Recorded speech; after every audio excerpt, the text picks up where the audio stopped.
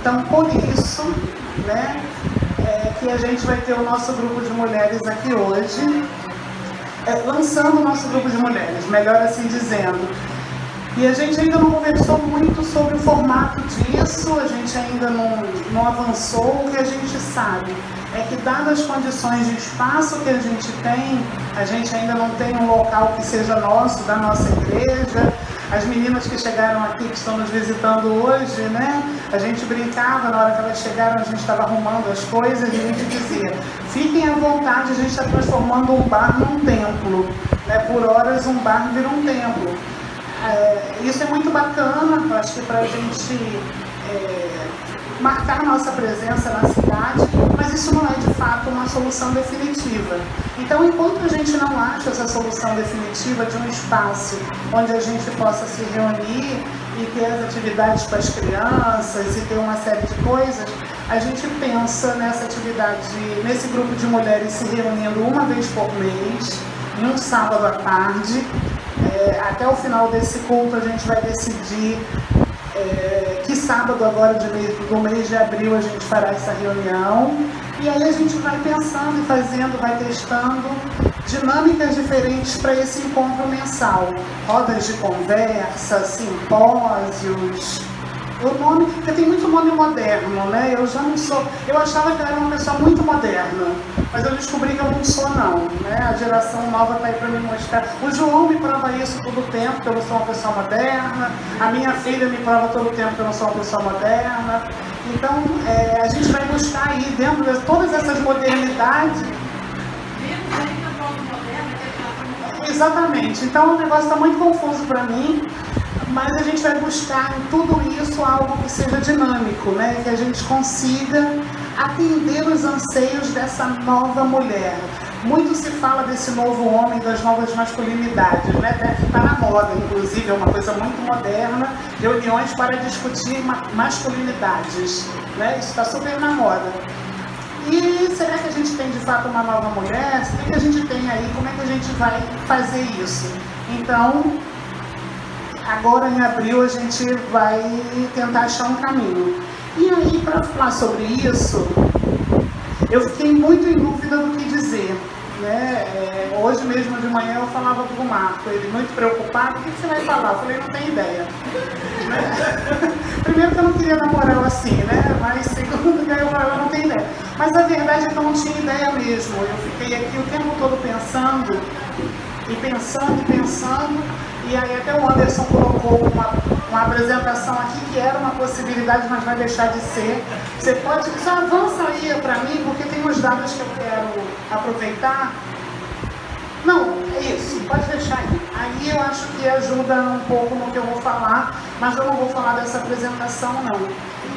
Só para a gente situar, a gente vem falando dessa mulher, né? Já que os homens discutem a sua nova masculinidade, eu quero rememorar dados que a gente sabe. Essa apresentação eu fiz há muito tempo atrás, quando o goleiro Bruno tinha sido condenado de assassinato da Elísia Samúdio. Então, os números são piores. A grande verdade é que esses números não melhoraram. Isso talvez tenha uns 2 anos e esses números são piores. Mas eles dão uma ideia para a gente que o Brasil é o 5º lugar no ranking de assassinatos femininos no planeta. Quer dizer, a gente é o país da América Latina que mais comete feminicídios. 54% foi o crescimento dos assassinatos de mulheres negras entre 2003 e 2013. Nossa, 2013, então já tem muito tempo que eu fiz essa apresentação. 527 mil estupros ocorrem no país anualmente e só 10% disso chegam ao conhecimento da polícia. 15 e 29 anos é o intervalo de idade das vítimas. 50,3% dos homicídios são cometidos por familiares. E é isso, esses dados eles nos machucam, né? Esses dados, se você não se sente incomodado com esses dados, tem alguma coisa muito errada, né? Porque a gente está falando de quem está do nosso lado. Não há uma reunião como essa, em que haja uma mulher, considerando o número de mulheres que nós temos aqui nesse momento, que não tenham passado por uma dessas situações refletidas aqui, ou elas, ou alguém da sua família, ou alguém do seu círculo de amigos. Então esses dados precisam nos incomodar. E enquanto a gente pensa um pouco nesses dados, o Renner me perguntou se teríamos intervalo, eu falei que a gente podia ir direto, e aí após o culto a gente tem um tempo maior para lanchar e para trocar uma ideia. Enquanto a gente pensa nesses dados, a gente vai cantar uma música que estava prevista. Eu estou atrapalhando o Rodney ali. Estava previsto a gente cantar As Palavras Não Dizem Tudo, mesmo que o tudo seja fácil de dizer. E essa música eu acho que tem muito a ver com isso, né? Que por mais que a gente diga, a gente não está dizendo tudo ainda. Então, vamos cantar essa música e depois a gente conversa um pouquinho sobre isso.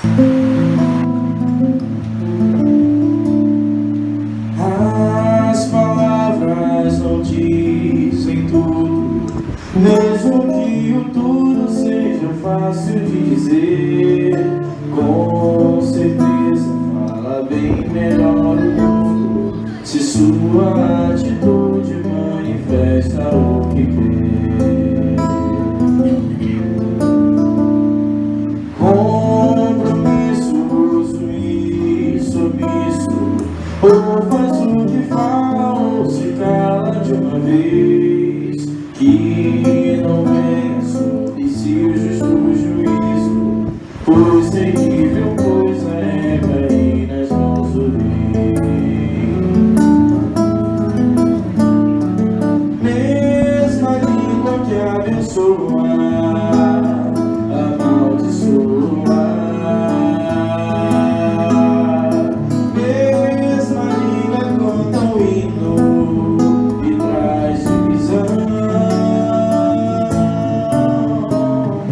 Não pode dar a mesma fonte, o doce e o amargo. Se Cristo habita de fato no coração.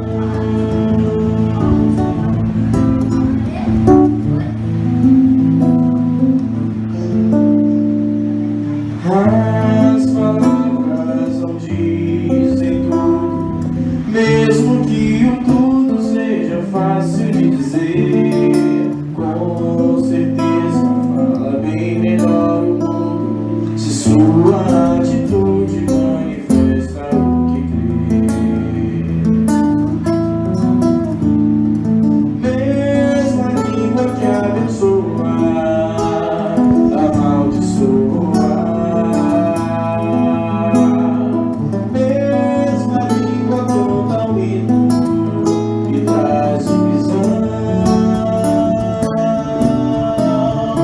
Não pode dar a mesma fonte, o doce e o amargo. Se Cristo habita de fato no coração. Mesma língua que abençoa, amaldiçoa. Mesma língua canta o hino e traz divisão. Não pode dar a mesma fonte, o doce e o amargo. Se Cristo habita de fato no coração.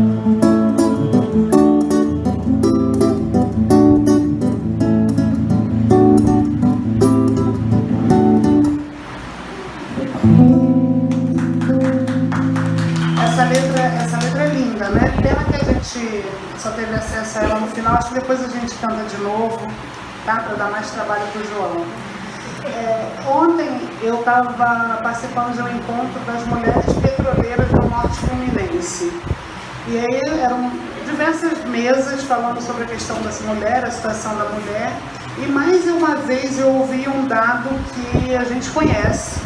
E mais uma vez eu ouvi uma especialista em relações de trabalho e gênero mostrando num gráfico muito bem feito que mulheres ganham menos que os homens.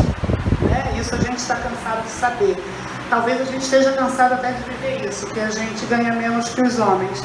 E aí, ontem ela colocava uma informação muito interessante, porque a presença da mulher na escolarização aumentou. A gente tem um avanço nos últimos anos da mulher mais qualificada, da mulher acessando mais o ensino superior, da mulher se especializando mais. Então a gente acreditava que com esse crescimento da mulher na escolarização, isso resolveria essa questão salarial da mulher, né? Resolveria, ela está mais escolarizada. E o dado chocante é que em 2019, apesar da nossa maior escolarização, a gente continua ganhando menos. Então os homens continuam no topo dessa pirâmide, enquanto a base dessa pirâmide é de mulheres, sobretudo das mulheres negras. Então a situação ainda se torna mais grave que quando eu me comparo com uma mulher branca com a mesma escolarização que eu, possivelmente ela terá uma conta bancária melhor do que a minha. Porque não é difícil, tá, gente? É muito fácil ter uma conta bancária melhor que a minha. Mas esse é um fato que não é pessoal, né? É para mostrar essa situação em que a gente ainda se encontra. E aí eu fui pensando em Jesus nisso tudo, e aí eu queria que alguém lesse Lucas 8, de 1 a 3. Aconteceu depois disso, que andava Jesus de cidade em cidade, de aldeia em aldeia, pregando e anunciando o evangelho do reino de Deus, e os outros vinham com ele. E também algumas mulheres que haviam sido curadas de espírito maligno, em enfermidade. Maria, chamada Madalena, da qual saíram 7 demônios. Joana, mulher de Cusa, procurador de Herodes, Susana e muitas outras, as quais lhe prestavam assistência com os seus bens. Obrigada, Fátima. Então a gente vê nesse texto aí o relato das mulheres que andavam com Jesus. E a gente vai tentar falar um pouquinho do que essas mulheres que andaram com Jesus têm a ver com aqueles dados que nós apresentamos e tem a ver com o fato de as mulheres estarem na base dessa pirâmide. Então o texto deixa muito claro que a gente estava lá, né? Que a gente andava com ele. A igreja, e aí eu digo a igreja santa, única, universal, a igreja, o corpo de Cristo, tem nos negado essa informação por anos. Né? A igreja sistematicamente nega que nós andávamos com ele. Então a gente é sempre aquela que nunca é nominada dentre os discípulos, por exemplo. Né? A gente sabe que 12 homens andavam com Jesus constantemente. Mas esse texto dá claro indício de que, além dos 12 homens, mulheres andavam com ele constantemente. E se essas mulheres andavam com ele constantemente, por que elas não eram contadas? Por que a maioria do texto bíblico omite essas mulheres da caminhada com Jesus, fazendo a gente... E os relatos sobre essas mulheres, de alguma forma, são tão concisos, sobre o papel delas, sobre a atuação delas, que faz parecer apenas que as mulheres eram auxiliares. E entendo, eu não estou dizendo aqui que a função de auxiliar não é uma boa função, tá? Eu não estou dizendo isso, não. O que eu estou dizendo é que nos colocam na posição de auxiliares e aí nos colocam com um sentido que não é legal, que é no sentido de que a gente era só coadjuvante na história de Jesus, que a gente não era protagonista. Então, é como se a nossa história fosse pequena, havia umas mulheres ali que andavam com ele, quando a nossa história é muito grande nessa caminhada. E a própria caracterização de um discípulo, né? Eu mencionei aqui os 12, e o que os caracteriza como discípulos? Caracteriza o fato de eles andarem com Cristo. Né? O que caracterizava um discípulo? Aqueles que andavam com Cristo. E se o texto fala que as mulheres andavam com Cristo, que também foram transformadas pela ação dele, por que a gente não tem esse registro das mulheres discípulas? Então, essas mulheres que andaram com ele, que o texto menciona, foram mulheres que foram livres de opressões, como a própria Madalena, que o texto cita pelo nome, de quem se expulsaram 7 demônios. E aí eu fui pesquisar um pouquinho, eu gosto muito da história de Maria Madalena, eu leio tudo sobre Maria Madalena que os teólogos e historiadores possam produzir, e não tem nenhum outro relato bíblico que diga que Maria Madalena era prostituta. E a gente comprou a ideia, dada pela igreja, de que Maria Madalena era uma prostituta. Mas não existe isso em lugar nenhum, além desse texto que fala de que dela foram expulsos 7 espíritos. E isso significa o quê? A gente não sabe o que isso significa, né? Então a gente não tem uma compreensão maior, mas a gente vê que a posição da mulher é colocada de uma forma tão fragilizada que se atribuiu a Madalena uma característica que não é possível de ser provada biblicamente e nem historicamente. E aí também haviam outras mulheres, além de Madalena, que foram curadas de doenças. Imagina se você tem um fluxo de sangue. Acho que homem nenhum vai experimentar, sabe o que significa uma mulher sangrando. Aí chega um homem, você encosta nesse homem e fica curada. O que você faria? Você andaria com ele? Naturalmente você andaria com ele, né? Aí você é uma viúva pobre, com um único filho. E a gente sabe que naquele tempo, uma mulher valia os filhos que tinha, né? Uma mulher valia exatamente os filhos que tinham, sobretudo se fossem filhos homens, porque é importante destacar que naquele tempo, no mundo judaico, debaixo da opressão romana, a mulher não valia nada mesmo. Não é os relatos que a gente tem do povo de Israel antes da opressão. Porque quando a gente vai estudar, e aí eu faço uma crítica, inclusive aos nossos movimentos que dizem que a Bíblia sempre tem a mulher numa situação de opressão, eu desafio muitos teóricos e teólogas, e teólogas feministas, inclusive, com quem eu discuto, que quando a gente vai para o Velho Testamento, a gente vê o que hoje se convencionou chamar de empoderamento feminino. Né? Você não pega uma história de uma Esther ou uma história de outras mulheres e dizem que elas não eram mulheres que dominavam, que tinham autonomia no seu tempo. Elas eram mulheres autônomas, mas o reino judaico, debaixo da opressão romana, faz com que as mulheres vivam essa opressão. Muito diferente dos relatos de mulheres incríveis no Velho Testamento.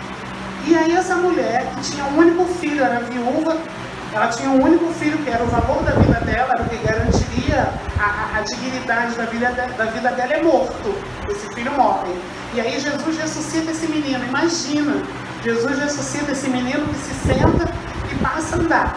Então, para essa mulher, era natural que ela tivesse Jesus Cristo como seu mestre o seguisse, porque ele recuperou para ela toda a condição de dignidade que era possível naquele tempo uma mulher ter. Então a gente consegue desconstruir muito fácil essa narrativa de que as mulheres não andavam com Jesus ali no seu dia, no seu caminhar diário, porque as mulheres estavam lá. Elas estavam lá. O texto nos dá claras evidências disso. E essas mulheres, por terem testemunhado os milagres em que elas eram o alvo, elas tinham certeza de fato, né, de que elas estavam caminhando com o Filho de Deus. E algumas até apoiavam com recursos, especificamente o caso de Joana, que era mulher de Cusa, o procurador. Era uma altíssima posição e há registros, então, de que ele era um alto funcionário do governo de Herodes e ela financiava o ministério de Jesus, bem como Susana e muitas outras mulheres que davam os seus recursos para a caminhada acontecer. Então, além de andar junto, elas também financiavam esse ministério. Quando Jesus andava de um lado para outro, e a gente tem registros de que os discípulos iam comprar comida, iam buscar alguma coisa, essas relações não eram relações gratuitas, né? Eram relações em que mandavam recurso. Então, essas mulheres ajudavam com esse recurso. E aí, a gente vai percebendo na leitura bíblica que essas mulheres foram reconhecidas em toda a plenitude delas. E aí a gente tem uma história super bonita em Lucas 7, 36 a 38, que é a história do jantar na casa de Simão o fariseu. Quem puder abrir a Bíblia, em Lucas 7, de 36 a 38, para uma leitura. Eu estou bem desorientada aqui com esse celular, mas está tudo certo. Jesus estava jantando na casa de Simão o fariseu. Aí uma mulher sabe que Jesus vai ao jantar. Essa mulher vai lá e fica sentada aos pés de Jesus. Vocês conhecem essa passagem? A mulher fica lá sentada aos pés de Jesus. Como também ficou Maria, a irmã de Marta, em outra história. Porque essas histórias se parecem, mas é importante distinguir que são histórias diferentes. A mulher que estava lá no jantar na casa do fariseu não é a mesma que ficou sentada aos pés de Jesus. O que mostra, e eu faço questão de dizer que são histórias distintas, que vai mostrando essa relação que Jesus tinha com as mulheres. E foram muitas, não era uma mulher, eram muitas mulheres. Então essa mulher está lá no jantar, ela fica sentada aos pés dele, como ficou também Maria, irmã de Marta. E sentar aos pés de alguém, de acordo com a cultura e com o tempo que se vivia, era reconhecer o outro como mestre. Era um movimento que só era possível de um discípulo. Só um discípulo senta aos pés de alguém naquela cultura, porque está aprendendo dele. Então essa mulher sentou aos pés de Jesus e Jesus permitiu que ela ficasse sentada aos pés dele. Era uma mulher conhecida por uma má fama. A Bíblia também não fala que má fama ela tinha, mas era uma mulher conhecida pela sua má fama. E ela chora quando ela está aos pés de Jesus, chora e seca os pés de Jesus com os próprios cabelos.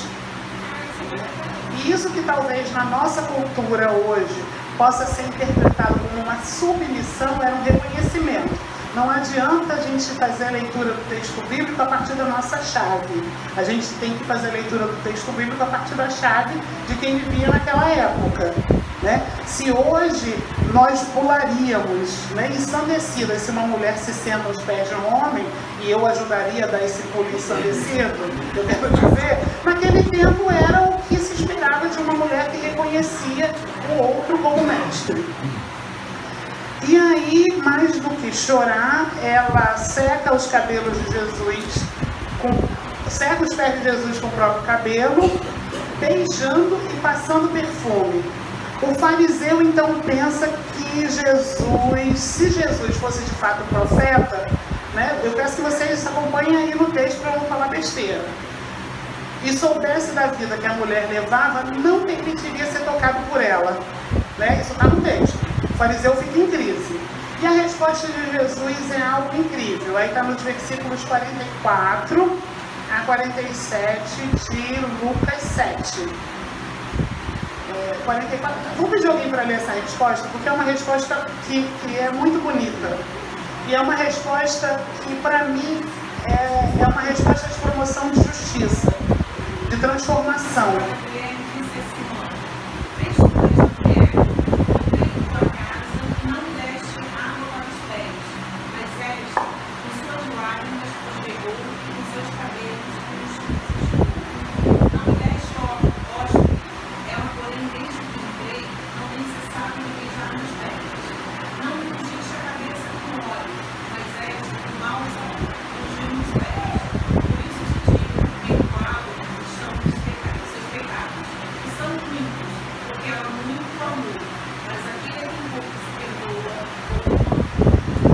Gente, olha que resposta incrível, uma resposta de justiça, de transformação, de promoção da justiça.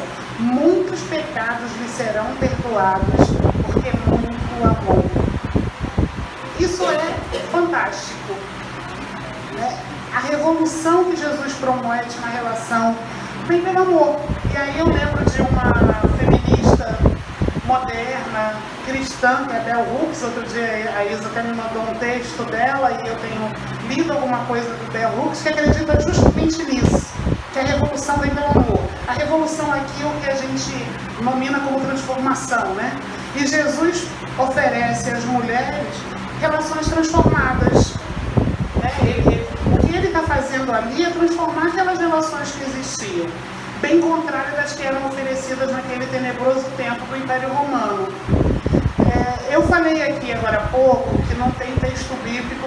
consistente o fato de dizermos que Maria Madalena era prostituta.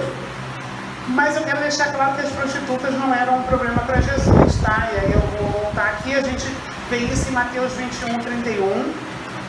Jesus enaltece as mulheres pobres, a gente vê isso em Lucas 21, de 1 a 4. Jesus defende as mulheres em ocasiões que são acusadas, como podemos ver numa outra história que envolve jantar e perfume, relatada em Marcos 14. Esses textos todos ficam para um grupo de mulheres da igreja, pelo menos, ir estudando, tá? Jesus dá acesso ao saber religioso, como vemos na história de Marta e Maria, né? O saber religioso não podia ser dado por outro homem que não fosse o marido. E Jesus dá acesso ao saber religioso para essas mulheres. Ele dá acesso ali naquele episódio para Marta e Maria, reconhecendo que Maria escolheu a melhor parte ao se sentar nos pés dele. Ele conversa sobre teologia com a mulher samaritana, lá em João 4. A história da mulher samaritana é muito legal, eu gosto muito, eu acho que a gente vai ter espaço aqui para estudá-la mais, de todos os preconceitos que Jesus quebra. Jesus fala com ela, fala com uma mulher o que não podia, fala com uma mulher samaritana, e ele não podia nem falar com um samaritano homem. Ele pede água para ela e ele não podia usar a cumbuca, e ela até pergunta, como é que você vai beber água? E ele diz que na cumbuca dela. E imagina, se ele não podia falar com aquela mulher, ele ainda diz, me dá aí a água da tua cumbuca. Ele quebra todos os preconceitos estabelecidos e ele discute teologia com aquela mulher. E o que muito me agrada, né, me agrada muito como mulher, é para aquela mulher que ele diz pela primeira vez que ele é o Messias. Ele não tinha dito para ninguém. Os discípulos andavam com ele já há um tempo e ele não tinha se revelado como o Messias, mas ele se revela para aquela mulher. Sem falar que há outras características dessa mulher que a gente precisa entender. A gente sabe, por exemplo, que os judeus, quando se divorciavam, davam uma carta de repúdio para a mulher. Era um ato, né, se divorciar, e aquela mulher estava marcada como uma palha, como alguém à margem da sociedade. Era ato contínuo. E aí Jesus pergunta para a mulher samaritana, vai e traz o teu marido. Ela diz, eu não tenho marido. Aí ele, falaste bem, porque os 5 que tivestes, né, e aí agora o que tens não é teu. Quando a gente vai olhar isso, a gente percebe que nenhum dos 4, deu carta de repúdio para ela. Eles a liberaram, porque se ela casou com outro, porque Jesus admite que ela teve 5 maridos, significa que ela não ganhou a carta de repúdio dos 4. Possivelmente só o 5º deu a carta de repúdio. Porque se ela tivesse uma carta de repúdio, ela não se casaria de novo. Então, aí eu fico pensando, gente, essa mulher era incrível. Porque, não, e era incrível mesmo. Porque eles não deram carta de repúdio. E mesmo o 5º não dando a carta de repúdio, e é engraçado porque as nossas igrejas não nos dizem isso, não nos ensinam isso. E mesmo o 5º dando a carta de repúdio, não impediu que ela vivesse com o 6º. Ou seja, o 6º homem aceitou viver com ela, sem ser na condição de marido, contrariando toda a lógica daquela sociedade. E aí essa mulher para quem Jesus se revela, é para essa mulher que ele diz que ele é o Messias e que ele era a fonte da água viva, e bebendo desta fonte jamais haveria sede. Então é uma força muito poderosa nessa figura feminina e essa atribuição a quem Jesus e essas relações que Jesus propõe. E aí, indo para o fim, não há dúvida de que Jesus deu acesso às mulheres. Eu acho que todos esses textos que eu espero que a gente tenha interesse de estudar mostram que ele deu acesso ao discipulado, mostram que as mulheres estavam lá, que as mulheres andavam com ele, que as mulheres se sentavam aos seus pés, que elas testemunhavam, que elas preparavam o caminho, elas sustentavam e perfumavam, elas não eram coadjuvantes, éramos mulheres protagonistas naquela caminhada, e ser protagonista nesse caso era fazer o caminho acontecer. E Maria Madalena, que eu já disse que eu gosto muito, é a personificação disso tudo para mim. é essa personagem que tem um papel além dessas outras e que me inspira muito a seguir estudando sobre todas essas mulheres que são mencionadas nas Escrituras. Ela me inspira a saber sobre a realidade que elas viviam, anotar essas relações estabelecidas por Jesus com as mulheres. É um estímulo saber que Maria Madalena é uma força inspiradora para que não nos matem e que todas essas batalhas que a gente tem travado, que diz respeito a esse e outros números, é um problema nosso de mulheres que andam com Jesus, porque Jesus Cristo propôs relações transformadas. Nesse texto do muito amor, muito será perdoado, há uma chave, há um caminho, um norte incrível para a gente defender essa posição de dignidade para a mulher. Então a nossa fé é a fé dessas mulheres que a Bíblia menciona, que foram mulheres reais, que tinham problemas reais, né, no tempo em que elas viveram por aqui. Então, falar dessas mulheres também é reconhecer, e aí para ver que a gente tem muita coisa para estudar, as mulheres que foram atuantes na igreja primitiva após a ascensão de Jesus. E aí eu vou dar uma informação que talvez também passe batida por nós. A gente teve Priscila, isso tudo está escrito aí no livro de Atos, no relato. A gente tem mulheres atuantes como Febe, como Priscila, como Dorcas, como Trifena. Os nomes são esquisitos, mas ela tiver Trifosa, né? Pérside, Júnia. Quem já aqui já ouviu falar de Júnia? Então, se a gente ler com atenção Romanos 16:7, Romanos 16:7, a gente vai ver que Júnia era apóstola. Alguém quer ler aí Romanos 16? E ela foi apóstola antes de Paulo. Saúdem Andrônico e Júnias, meus parentes que estiveram na prisão comigo. São notáveis entre os apóstolos que estavam em Cristo antes de mim. Viu? A gente não... É engraçado quando toda a nossa formação não permite que a gente faça a leitura do que está escrito. Você quer ler de novo, João? Eu quero ver um homem lendo isso. Por favor, está filmando. Um homem lendo, por favor, de novo. Romanos 16:7. Saudai Andrônico e a Júnias, meus parentes e meus companheiros na prisão, os quais se distinguiram entre os apóstolos e que foram antes de mim em Cristo. Viu? É isso. A gente não consegue perceber que as mulheres não nos ensinaram, que as mulheres sempre estiveram lá. E Júnia ganha o título de apóstolo antes de Paulo. Então, por todas essas mulheres, a gente segue na luta e nessa caminhada, né? Para transformar as nossas relações uns com os outros, para transformar, entendam, não há pretensão nisso, mas é preciso que a igreja brasileira reveja a posição que tem dado às mulheres e que encontre aqui nesse grupo conhecimento e responsabilidade e uma série de outras características que façam com que a gente grite isso para todo mundo. E voltando, né, eu sempre volto para Madalena, que essa figura que reaviva a minha esperança, é que Cristo morre e é colocado numa pedra. E aí eu vou terminar mesmo com essa história. E ele é colocado ali dentro daquele túmulo e as mulheres vão ver o corpo dele no túmulo, né? Vão ver o corpo dele. Quando elas chegam lá, elas não encontram o corpo de Jesus. Elas encontram com Cristo ressurreto. E o que Jesus diz para Madalena e para aquelas mulheres? Que ela não estava sozinha, né? Se eu tenho algo a lamentar, eu acho que claro, a Bíblia não é uma palavra de opressão para mim mesmo, porque eu consigo ler a Bíblia e ver que ela não é uma palavra de opressão. Ela ressignifica as relações. Mas uma coisa que eu lamento é que, por conta da cultura, os nomes das mulheres foram suprimidos.